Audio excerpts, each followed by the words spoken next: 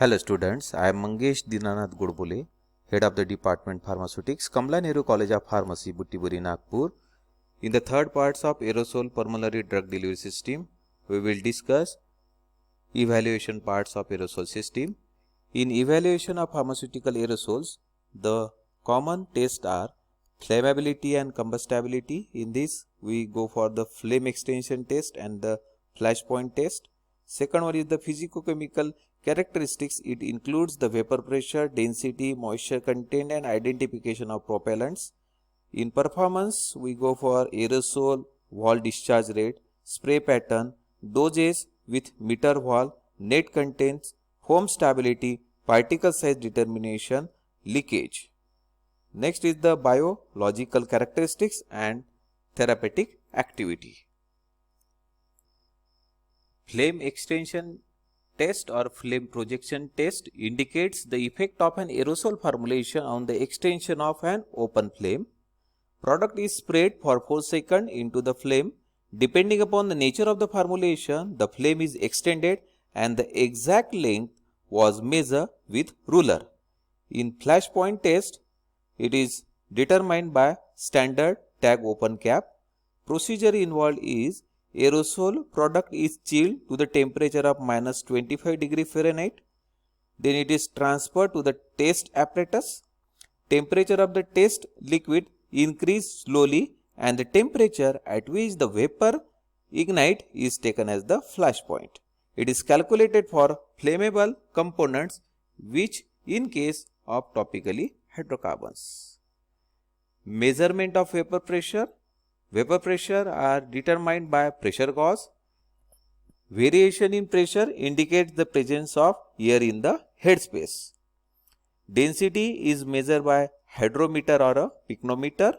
Procedure involved is a pressure tube is fitted with the metal finger and hook wall which allow for the introduction of liquids under pressure.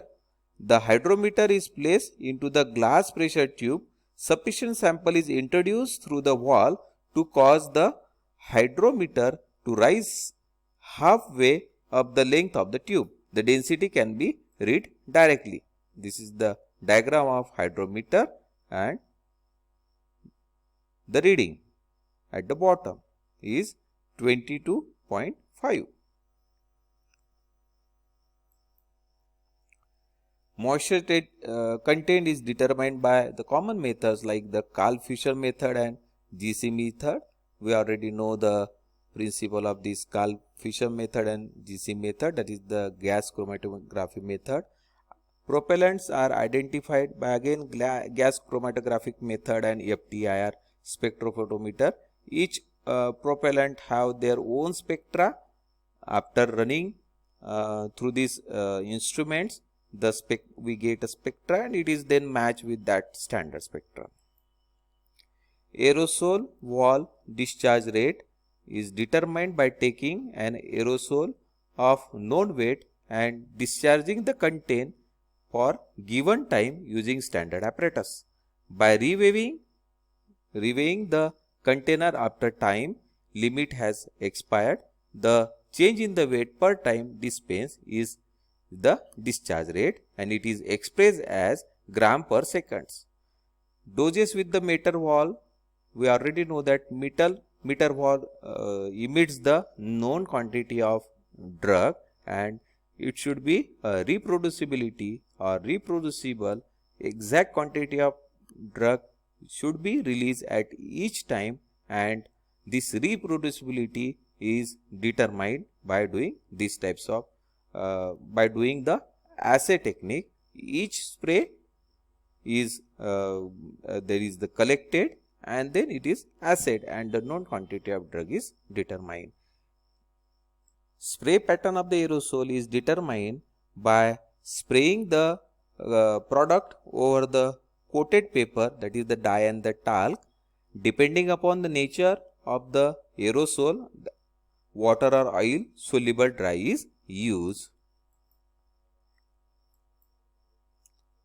The net content of the container is determined by initially weighing the empty container and writing that weight then weighing the filled container, again writing the weight, and the net content, that is the difference between the two weights, that is the net content of the container. Foam stability. Foams can be stable for a few seconds to the hour. The method involved is the visual evaluation, time for given mass to penetrate the foam, time for a given rod that is inserted into the foam to fall, use of rotational viscometer. Particle size is measured by cascade impactor and light scatter decay. In cascade impactor works on the principle that large particles impact first, and light scattering decay, change in light intensity of a Tyndall beam is measured. Biological testing involves the therapeutic efficacy and toxicity study. Tests are similar to non-aerosol pharmaceuticals. In therapeutic activity, it is similar to the existing test used for non-aerosols. Doses determined for inhalation aerosols and related to the particle size distribution.